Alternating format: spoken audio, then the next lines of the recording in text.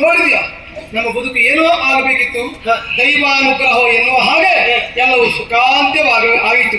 ಸಂತೋಷ ಯಾಕೆ ಗೊತ್ತಾ?